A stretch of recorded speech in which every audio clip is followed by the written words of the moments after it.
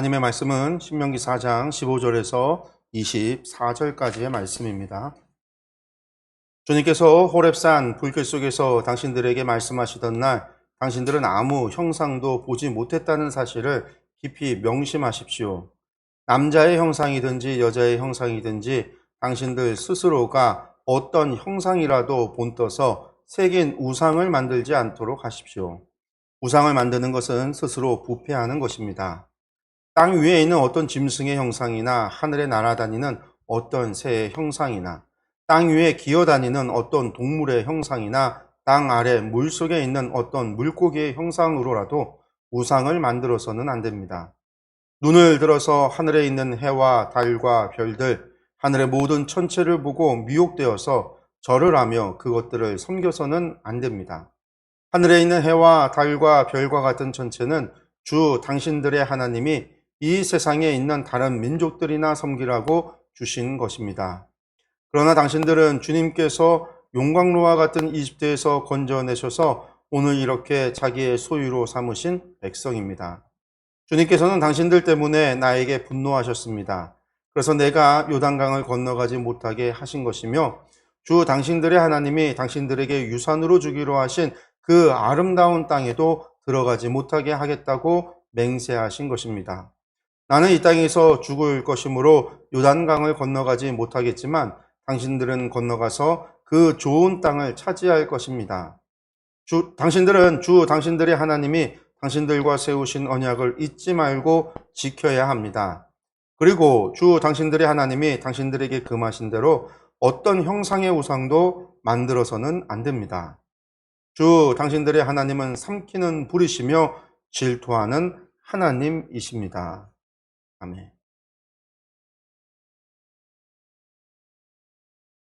우리가 오전에 함께 나눴던 우리 신명기 4장 15절에서 24절까지의 말씀입니다. 오늘 이 말씀은요, 우상 숭배를 하지 말아야 된다라고 하는 그 말씀이 주된 내용입니다. 주된 주장이죠. 주장. 이걸 통해서 왜 우상 숭배를 하지 말아야 되는가? 라고 하는 걸 우리가 오전에도 함께 살펴보았어요. 특별히 우상 숭배를 하지 말라고 하는 이유가 오늘 전체 말씀 보면 15절에서 24절까지 말씀 가운데 24절 마지막 말씀에 나오는 이야기, 하나님은 질투하시는 하나님이시다. 바로 이 때문이다라는 거예요. 우리가 이제 질투하신다. 우리가 이제 요즘 이제 성경 읽기를 위한 성경 해석의 원리, 우리가 수요 성경 공부 때 하면서 이 유인물에다가 이제 하나님의 속성들을 이제 쭉 적어 놓은 것들을 성경책에 꽂고선 보시라고 제가 말씀을 드리는데, 오늘 말씀 같은 경우는 아예 하나님의 속성이 그냥 딱 하고 나오잖아요. 근데 이게 질투하시는 하나님이시다라는 말은 다른 말로 얘기해서 하나님은 우리를 사랑하신다, 사랑하시는 하나님이시다라는 말로 우리가 바꿔서 이야기할 수도 있겠어요. 그렇지만 하나님이 우리를 사랑하신다 하고요, 하나님은 질투하신다라고 하는 거는 분명히 달라요. 다르다라는 거예요. 어떻게 다르냐면, 우리가 하나님의 사랑에 대해서 이야기할 때 너무 많이 교회가 지금까지 이야기해왔던 것, 하나님의 사랑에 대한 이야기를 하면 늘 해왔던 것은 뭐냐면 그리스도 아가페의 사랑, 이게 하나님의 사랑이다라는 것이고, 이 신적인 사랑, 하나님의 사랑이라고 하는 것은 바로 무조건적인 사랑이다라는 거였어요. 이게 우리가 지금까지 늘 해왔던 이야기입니다. 근데 사실은 교회사, 예수님께서 부활 승천 이후에 오순절 성령 강림 사건, 33년에 있었던 AD 33년의 성령 강림 사건을 통해서 교회가 시작이 됐다라고 이야기하는데, 그러면 33년부터 시작해서 오늘 2022년이니까요. 몇 년이에요? 1990년 동안, 1991년, 뭐 하여튼 그 정도, 거의 2000년 동안 그 기간 가운데 하나님의 사랑은 무조건적인 사랑이다라고 하는 주장은 언제 있었는 거냐면 최근 한 200년 사이에 있었던 주장이에요. 물론 이제 이것이 기원을 하고 이제 막 올라가면 교부 가운데 아주 위대한 교부 어거스틴이라고 하는 사람이 처음으로 이것을 이야기했던 사람이에요. 어거스틴이라는 교부가 위대한 교부죠. 교부 시대 때 이제 우리가 이제 가장 위대한 교부하면 어거스틴을 이야기하잖아요. 중세 시대 때 위대한 교부하면 카톨릭에서 이제 위대한 사람은 아퀴나스라고 이야기하지만, 그러니까 이제 뭐 교부들 해서 가장 위대한 교부를 꼽으면 어거스틴을 꼽는단 말이에요. 이 어거스틴이 하나님의 사랑은 아가페의 사랑이다라는 이야기를 했었어요. 그럼 이제 어거스틴의 주장이 그러면 당시에도 모든 교회가 다 어거스틴의 주장을 갖다가 한마디로 정답으로 받아들이고 믿었느냐? 그렇지는 않았다라는 거예요. 이게 이제 19세기 들어오면서 신정통주의라고 하는 신학이 발전이 되면서 시작이 되면서 거기에서 이제 어거스틴을 다시 해석을 하고자 하는 학자들이 나오면서 어거스틴의 아가페적인 사랑, 하나님의 사랑은 무조건적인 사랑이다. 이제 이걸 갖다가 이야기하기 시작을 했고, 우리나라는요, 우리나라 장로교가 이 신정통주의 신학이 우리나라 장로교를 지배를 해요. 우리 장로교 신학 공부하시는 분들은 전부 다 이 신정통주의를 따른단 말이에요. 그러니까 당연히 이제 모든 신은 하나님의 사랑을 그냥 아가페의 사랑이다, 이렇게 이야기를 해왔던 거예요. 그러면 대부분의 1800년 동안은 그렇게 여겨지지 않았다라는 거죠. 왜 그랬을까? 그럼 구약에서 나오는 하나님의 모습이 무조건적이지 않기 때문이라는 거예요. 그 무조건적인 사랑이라는 건 일방적이잖아요. 부모가 자녀를 사랑하는데 자녀가 나쁜 짓을 해도요, 부모는 무조건적으로 사랑한다는 거예요. 그런 사랑, 하나님의 사랑이라는 거. 우리가 죄인 되었을 때 당신의 아들을 독생자를 주심으로 사랑을 확증하시는 그런 무조건적인 사랑, 참 좋으신 사랑. 그 무조건적인 사랑이 우리에게 있어서는 소망이 되는 거죠. 내가 무슨 짓을 하고 내가 어떤 잘못을 해도 하나님은 나를 사랑하신다라고 하는 그러한 이제 절대적인 믿음을 우리에게 주게 되니까, 대신에 그로 말미암아 발생하는 게 그런 거죠.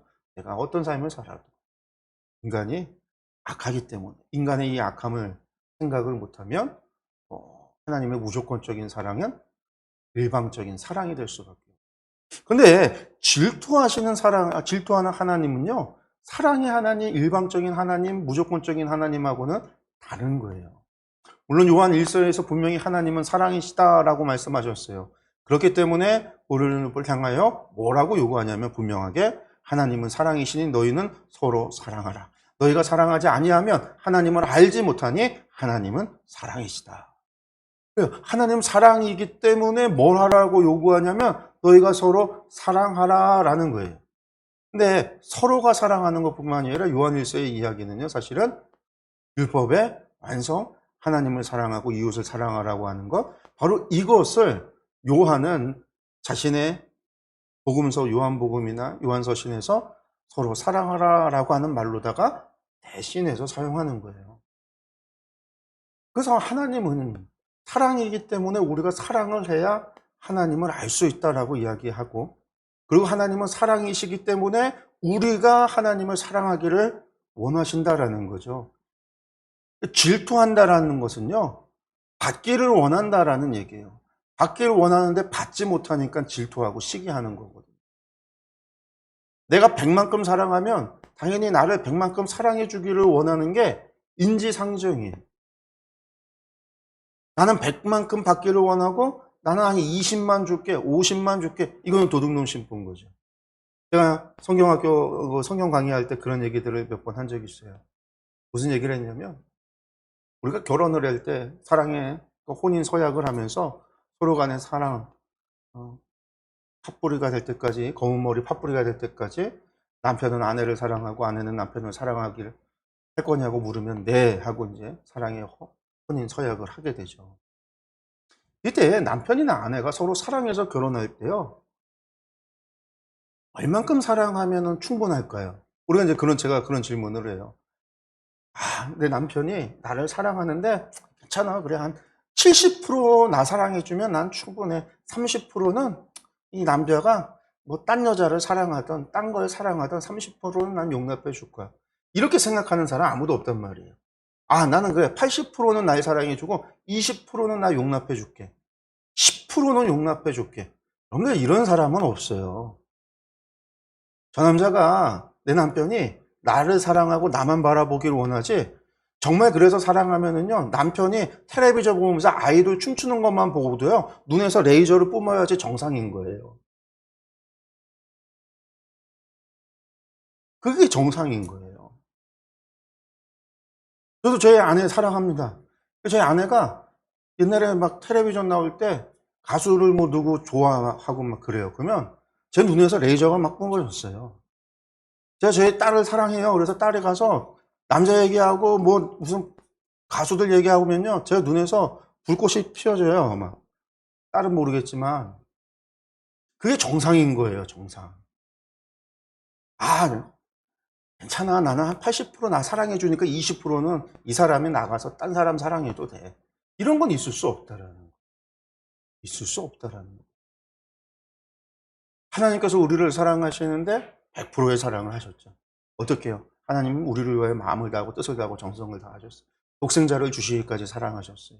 주님 당신의 생명까지 내어놓고 우리를 위하여 희생하며 사랑하여 주셨어요. 100%의 사랑이에요.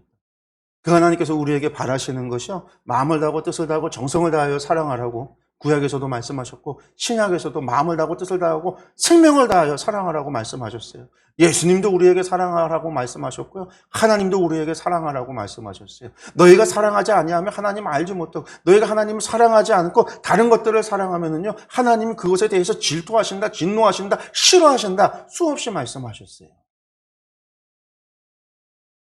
질투하시는 하나님이라는 거는, 그러니까 우리에게 무엇인가를 바라시는 하나님이시라는 거고, 그 하나님께서 바라시는 것이 있다면 그것이 무엇이냐? 하나님은 우리에게 사랑을 요구하신다는 거예요. 그리고 그 사랑은요, 20%, 10%, 50%가 아니라 내가 너희를 사랑한 것과 같이 너희도 나를 사랑하라. 내가 너희를 위하여 100%의 사랑을 한 것처럼 너희도 나를 100% 사랑하라. 이것을 요구하셨다라는 거예요. 그러니까 질투하는 하나님이라는 말 속에 담겨 있는 하나님의 뜻이 무엇이냐, 하나님의 마음이 무엇이냐, 우리가 이것을 바르게 이해를 해야 돼요.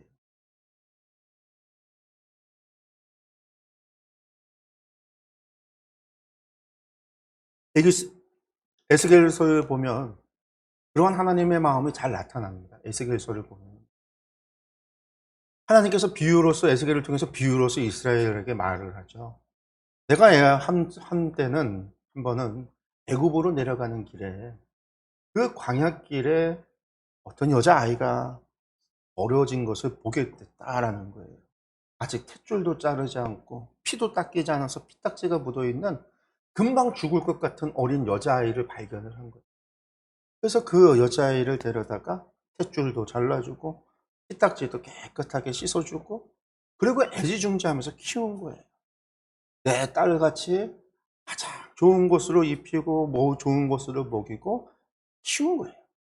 이게 점점 자라나면서 세상이 참 부러워할 만큼 아름답게 자라나는데, 하나님께서 뭐라고 말씀하시면 이를 내 아내로 삼을까 생각을 하시면서 가장 좋은 곳으로 다 손가락에 손가락 반지도 끼워주고 목걸이도 해주고 화장도 해주고 좋은 곳으로다가 치장을 해주고 옷을 해주고 해줬단 말이에요.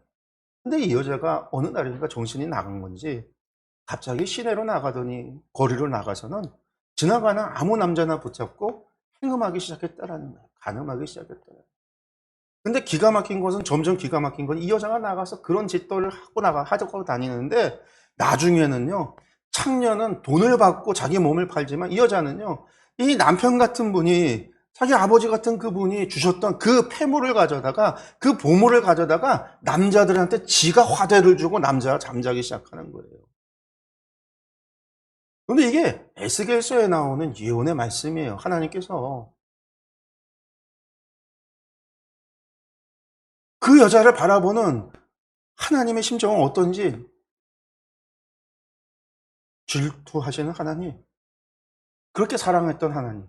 그런데 이게 이스라엘의 역사를 비유해서 하는 얘기죠. 애굽으로 내려갔던 그들이 거기서 하나님께서 그냥 모른 척하고 내버려뒀으면 다 멸해서 멸종돼 버릴 이스라엘 백성이었어요. 왜? 바로가 남자들은 다 죽였으니까, 태어나는 사내 아이는 다 죽였으니까, 나일강에 다 던져서 다 죽였으니까 여자들만 남아서 결국은 다 시집가고 종살이 하다가 보면은 그 민족 자체가 사라지고 없어지고 멸망당할 그런 민족이었어요. 그런 그들을 하나님께서 출애굽시켜서 그들을 데리고 나와서 하나님의 제사장 나라 거룩한 백성으로 삼아서 하나님의 나라를 만들겠다고 하나님께서 그들에게 복의 복을, 하늘의 복을, 땅의 기름진 복을 그들에게 베풀어 주셨단 말이에요. 다윗과 솔로몬 시대를 거치면서 세상이 부러워할 정도로 그런 많은 부를 이루고 세상이 부러워하는 나라가 되었단 말이에요. 그랬더니 그들이 어떻게 해요? 나아가서 하나님, 신랑 같은 하나님을 버리고 세상에 온갖 우상을 가져다가 섬기기 시작했더라. 하나님께서 그들을 더 이상 종살이 하지 말라고 데리고 나왔는데 그들은 스스로 우상을, 형상을 만들고 그 우상을 섬기는, 아바드하기 시작하는, 그들의 종이 돼버리는, 다시금 종이 돼버리는 그런 일들을 했다라는 거예요. 그것을 하나님께서 그런 여자아이의 비유로서 이야기를 한 거죠. 하나님은 어떻게 하신다고 말씀하시냐면요, 마지막 날에 하나님께서 칼을 들고 나와서 그 여자를, 시장터에서 그 여자와 잠자는 것들을 다 불러 모아서 하나님께서 칼로다가 다 도륙을 해 죽인다고 그래요. 하나님이 심판하신다라는 거예요. 하나님은 질투하시는 하나님이시다라는 것. 다른 말로 하나님은 우리에게 사랑을 요구하시는 하나님이라는 사실, 하나님은 우리에게 사랑받기를 원하신다라는 사실이 중요해요. 그것을 우리가 기억을 해야 돼요. 질투하는 하나님은 사랑받기를 원하는 하나님이다라는 사실을 우리는 잊지 말아야 된다라는 거예요. 근데 이 사랑받기를 원하는 것과 우상 숭배와 도대체 무슨 상관이 있느냐?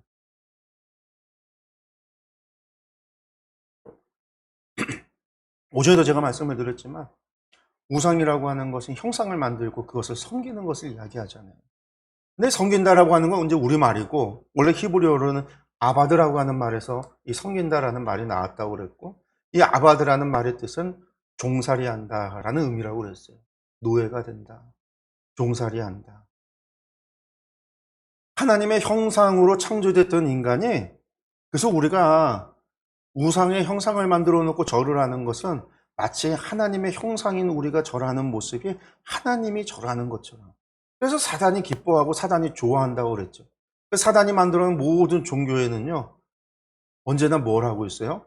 절하게 만드는 거죠. 사단이 언제나 뭘 하죠? 주인 행사를 하려고 하잖아요. 주인이 하려고. 우리가 창세기 3장에서 타락의 사건을 들여다보면 거기에 핵심은 다른 게 아니에요. 하나님과 같이 되고자. 사단이 이야기한 건 하나님과 같이 될 수 있다라는 얘기였고, 아담과 하와가 선악을 알게 하는 과일을 먹은 이유는 하나님과 같이 될 줄 알았기 때문에, 그걸 먹으면 하나님과 같이 될 걸로 생각을 했기 때문에 사단의 말을 믿고 하나님처럼 되고자 했다라는 거예요. 그러면 하나님처럼 된다라는 게 뭘까요? 육체도 없고 영적인 존재가 된다, 그런 의미인가? 그런데 그런 의미가 아니에요. 하나님처럼 전능한 능력, 그런 능력을 행사하고 창조의 능력을 발휘해서 아담과 하와가 하나님처럼 되어서 새로운 세상을 창조하겠다, 그런 의미가 아니에요. 사단이 하나님께서 창조주라는 사실을 알아요. 모를 리가 없죠. 우리가 신약을 보면 예수님과 귀신들과의 대화에 그런 것들을 보면은요, 귀신은 다 알아요. 하나님께서 창조주시라는 것, 예수님께서 하나님의 아들이시라는 것, 때가 되면은요, 하나님께서 심판하실 것이라는 사실을, 자신들이 결국은 지옥으로 빠지게, 불못에 던져지게 될 것이라는 사실 다 알아요. 다 알고 있다고요. 그럼 당연히 그것들이, 혹은 이 아담과 하와에게 이야기했던 그 말 속에 하나님과 같이 된다라는 얘기는요, 주인이 된다라는 얘기예요. 주인이 되면 뭘 할 수 있죠? 자기 마음대로 할 수 있죠. 왕이 되면 뭘 할 수 있죠? 자기 마음대로 할 수 있잖아요. 법도 자기 마음대로 바꾸고요. 규칙도 자기 마음대로 만들고요. 주인이 된다라는 얘기예요. 근데 주인은 누구예요? 하나님만이 주인이시다라는 거예요. 사단은 하나님과 같이 되고자 하나님의 자리를 침범했어요. 그래서 세상에 공중권세 잡은 자라는 말을 우리가 하잖아요. 아담과 하와에게 하나님께서 당신의 권한을 넘기셨어요. 그래서 이 땅을 하나님의 형상으로 창조된 아담과 하와, 사람들, 너희가, 아담아, 너희가 세상을 다스려라, 통치해라, 이 세상을 잘 관리하라 라는 뜻이었어요. 그래서 권한을 줬는데, 권한을 얼마나 줬냐면 아담과 하와가 그 권한을 갖다가 홀라당 사단에게 팔아먹은 게 아니죠. 두 손으로 갖다 바친 거죠.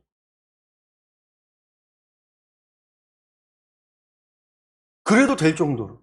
그래서 예수님께서 40일 금식 기도하고서는 사단에게 시험 당할 때 뭐 했어요?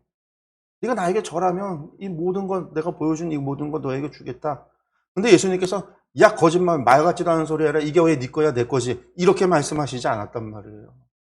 주 너의 하나님을 갖다가 시험하지 말라. 그렇게 얘기하셨지. 사단이 지 거라고 이야기하는데 예수님께서 반박하지 않았다고요. 인정했다고요. 왜 그렇게 됐어요? 인간의 범죄로 말미암아 주인 되고자 하기 때문인 거예요. 그래서 사단이 주인 노릇하는 걸 좋아해요. 그래서 우리의 주인이 되기를 원해서 좋아해요.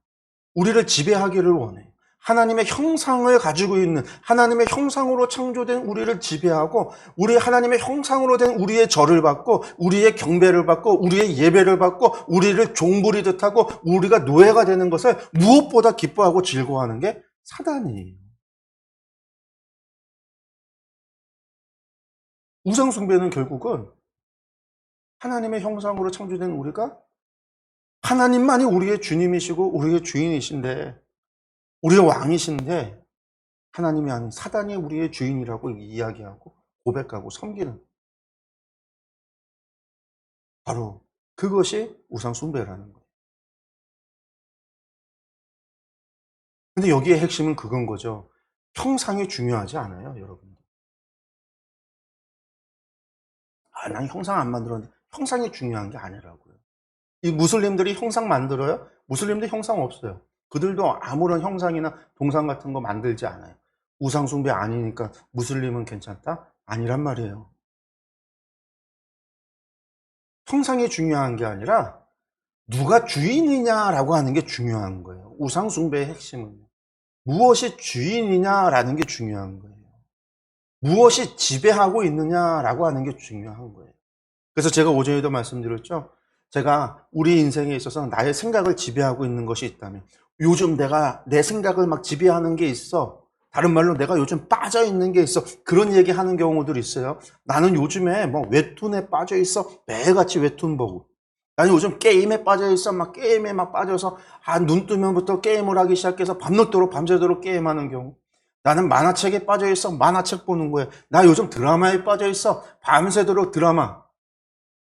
미국의 옛날에 드라마에 24시라는 드라마가 있었는데요. 그게 뭐냐면 24부작짜리 드라마예요. 이게 하루치 일을 1시간 단위로 드라마로 해서 하루치에 일어나는 일들, 테러 상황에 뭐 나라를 지키는 그런 이야기인데 그런 드라마가 있어요. 근데 그거는 진짜 한번 보면 24시간 동안 계속 보는 페인을 만든다고 해서 막 재미도 있고 그러니까 막 그런 드라마가 있었어요.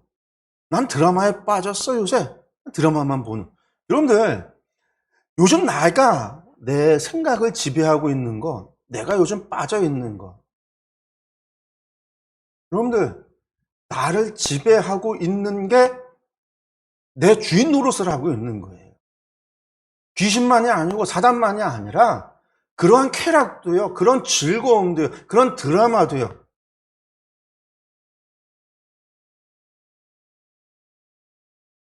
한동안 우리나라를 갖다가 지배를 했던 게 박근혜 전 대통령 탄핵당할 때 촛불 들고 나가서 탄핵을 시켰어요. 그랬더니 사람들이 무슨 일을 본 거예요? 집회를 통해서 대통령이 탄핵이 되니까요. 집회를 통해서 대통령을 복권하겠다고 반대편에서 태극기 부대가 일어나요. 근데 재밌는 거는요. 양쪽에 교회 성도들이 다 있어요. 태극기 부대, 촛불 하는 사람들.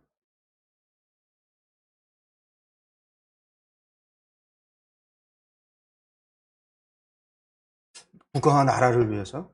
여러분들 저는요. 우상숭배라고 얘기할 거예요. 촛불이 우상숭배고요. 태극기가 우상이에요. 나를 지배하는 거예요. 생각을 지배하는 거예요. 내 삶을 지배하는 거예요. 그럼 바꿔서 물어볼게요. 여러분들 그런 열정을 가지고 복음 한번 전해본 적이 있으세요? 전도지 들고 나가갖고 하나님 나라를 위해서 한번 내가 그렇게 저 땅볕에 아스팔트에 서서 복음 전해 본 적이 있으세요? 아무도 없어요. 주를 위해서는요, 하나님을 위해서는 그런 거 하지 않아요. 그러면요, 나를 지배한 게 뭐예요? 여러분들, 그게 우상숭배라는 거예요. 나의 생각을 지배하고 있는 거, 내 삶에 영향을 미치고 있으면서 나로 하여금 자꾸만 그쪽으로 몰아가게 만드는 거. 그래서 내가 어느 순간 종로로 타고 있는 거, 내 의지와 내 생각이 아니라 그것 때문에, 다른 무엇 때문에, 돈 때문에, 물질 때문에, 건강 때문에, 쾌락 때문에, 즐거움 때문에 내가 움직이고 있으면요, 근데 그게 전부 다 우상숭배예요.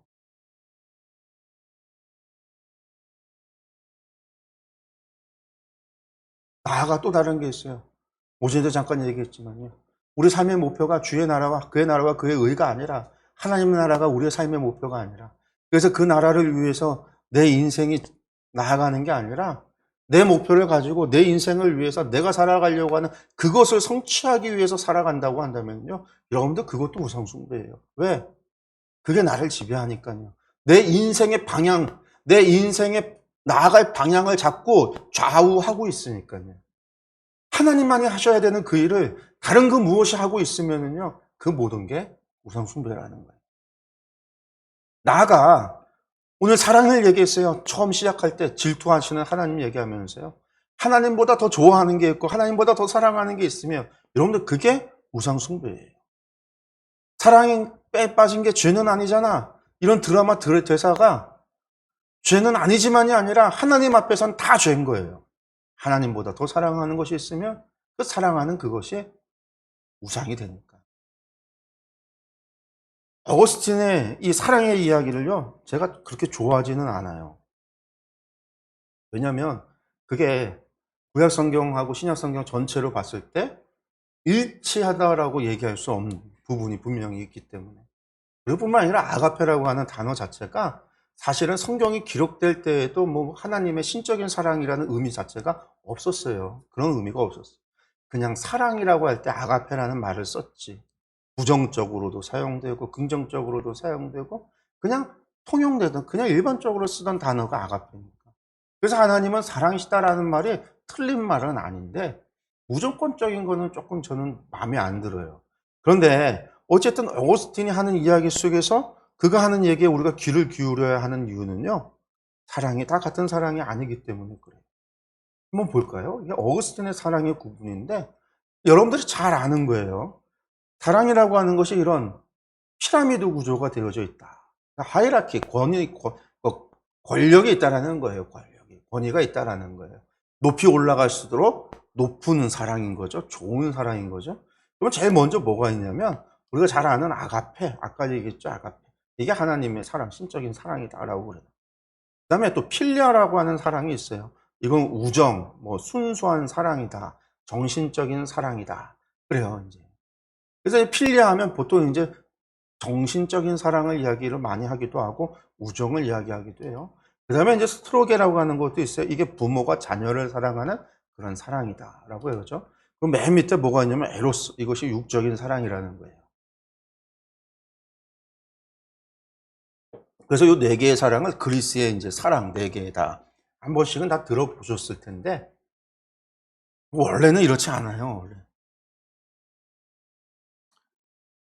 달라요. 플라톤에게서는 에로스가 제일 위에 있고 아가페가 제일 밑에 있고, 아리스토텔레스한테서는 필리아가 제일 위에 있고 에로스가 두 번째 있고, 위치가 전부 다 다른데 이건 이제 어거스틴이 이렇게 얘기한 거예요. 어거스틴이 이렇게 얘기한 거예요. 그래서 사랑이라고 하는 것이 높이 올라갈수록 이것이 선한 거예요. 좋은 거, 좋다라는 거예요. 그리고 밑으로 내려갈수록 뭐다? 선의 결핍, 선이 결핍되어져 가는 거다라는 거예요. 사랑이 100%였던 게 필리아는 90%, 한 10% 빠졌고, 스트로게는 한 60%, 한 40%가 더 빠진 거고, 에로스 가면 한 40, 한 60이 빠진 거, 그렇게 이제 결핍되어져서 밑으로 내려올수록 악이라는 거죠. 악. 이제 어거스틴 사랑을 구분할 때 이렇게 얘기했는데, 뭐 이렇게 아가페, 필리아, 스트로게, 에로스 이렇게 구분하는 건 저는 마음에 들진 않지만, 사랑이라고 하는 것이 이렇게 내어갔다라고 하는 것, 요 구조가 반대로 바꿔서 이렇게 보면 우리에게 이야기에 보여주고 있는 게 있다라는 거예요. 어거스틴이 이야기한 건데 어떻게냐? 하나님 사랑, 하나님을 사랑하는 게 가장 위에 가치 있는 사랑이다라는 거고, 그 다음에 사람이 사람을 사랑하는 게 그 다음에 가치가 있는 거고, 그 다음에 생명 있는 것을 사랑하는 것이 그 다음이고, 생명 없는 것을 사랑하는 것이 가장 밑일 거예요. 그러니까 최고의 선은 하나님을 사랑하는 게 가장 가치 있는 사랑이고 가장 귀한 사랑이다. 그리고 그것이 점점 내려가서 사랑의 결핍이죠, 마치. 맨 밑으로 내려가면 악이 된다라는 거예요. 왼쪽에 이것은 좀 마음에 안 드는데 어쨌든 어거스틴이 얘기했던 이러한 사랑의 계층이 있다라고 하는 거 안에서 보여지는 게 있어요. 그게 뭐냐면 거꾸로가 되면 죄가 된다라는 거예요. 내가 사랑을 하는데 하나님보다 사람을 더 사랑을 해. 여러분들 그러면 그게 죄라는 거예요. 어거스틴의 이야기가. 하나님을 사랑해야 되는데 하나님보다 내 자식 새끼가 더 좋아. 죄라는 거예요. 하나님 사랑이 먼저여야 되는데 내 여자친구가 먼저가 돼. 죄라는 거예요. 하나님보다 사람을 더 사랑하는 게 죄가 된다는 거예요. 그 사람보다 하나님을 더 사랑해야 되겠죠. 반면에 사람을 사랑하는 것보다 생명 있는 거 어떤 게 있겠어요? 동물, 애완동물도 있고요. 식물도 있어요. 동물, 사람보다 동물을 더 사랑하면요, 그게 죄라는 거예요. 사람보다 동물을, 내 애완견을 더 사랑하고 있다? 여러분, 그게 죄라는 거예요, 어거스틴. 동물보다 식물 분재를 하면서 분재를 더 사랑하고 있다? 그것도 죄라는 거예요. 당연히 하나님보다 동물을, 애완견을 더 사랑하고 애완묘를 더 사랑하고 분재를 더 사랑하면 그건 당연히 죄인데, 붙어있는 사람하고 붙어도 사람보다 애완견을 더 사랑하면 그게 죄라는 거예요. 근데 애완견보다도 생명 없는 것, 돈을 더 사랑한다거나 생명이 없잖아요, 돈이. 쾌락을 더 사랑한다거나 없잖아요. 나의 무슨 만족을 위해서 하는 막 운동, 막 이런 더 사랑한다, 습관, 취미, 죄라는 거예요, 여러분들. 우리는 사랑하면 죄가 아니라고 생각을 해요. 근데 사랑이 죄라는 거예요. 모든 거에 앞서서 하나님을 가장 위에 둬야 된다라는 거예요. 하나님이 위에 아니고 다른 것이 하나님보다 위에 있으면 그 모든 게 우상 숭배인 거예요. 주인 노릇을 하잖아요. 나의 선택에, 나의 행동에 지배를 하고 영향을 미치는 게 하나님이 아닌 다른 무엇이 된다면 여러분들 그게 우상 숭배라는 거예요.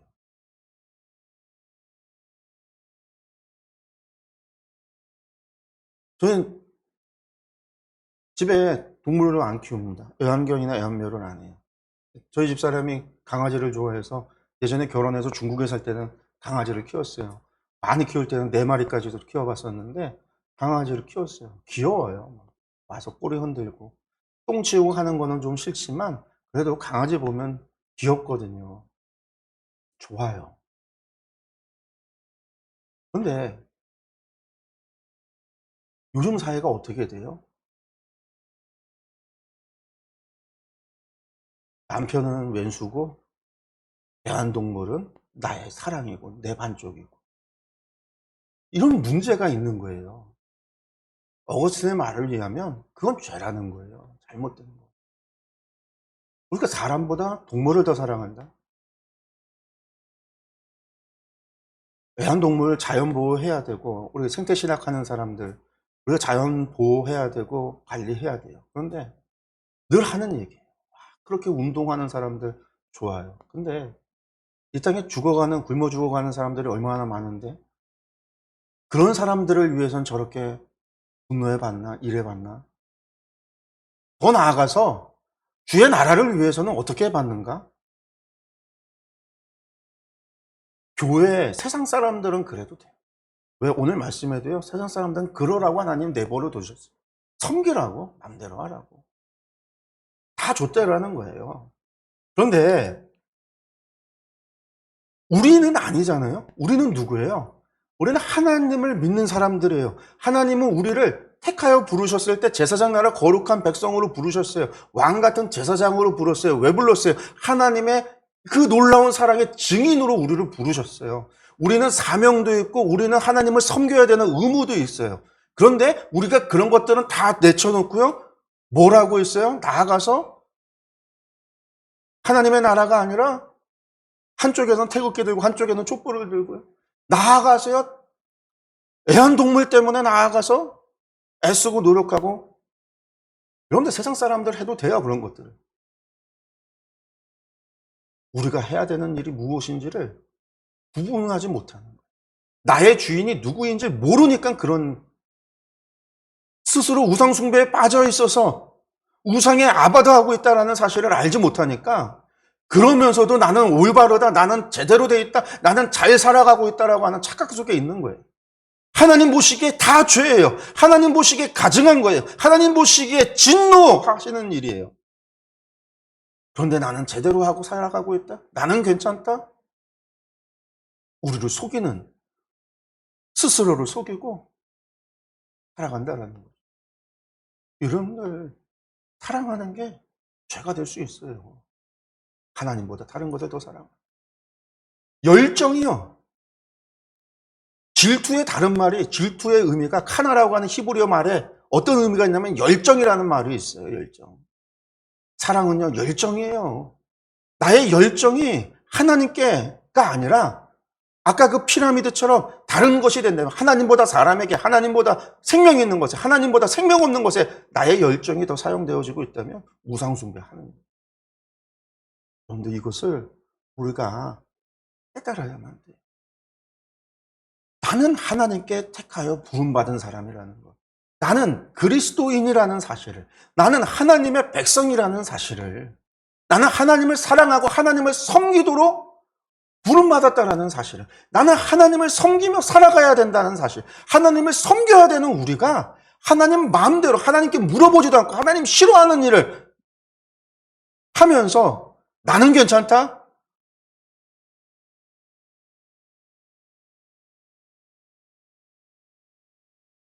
여러분들 그것은 속아 넘어가지 마세요. 아니라는 것. 하나님 외에 다른 것을 위해 두는 것. 모두가 우상숭배라는 사실. 여러분들 꼭 기억하시기 바랍니다. 기도하겠습니다.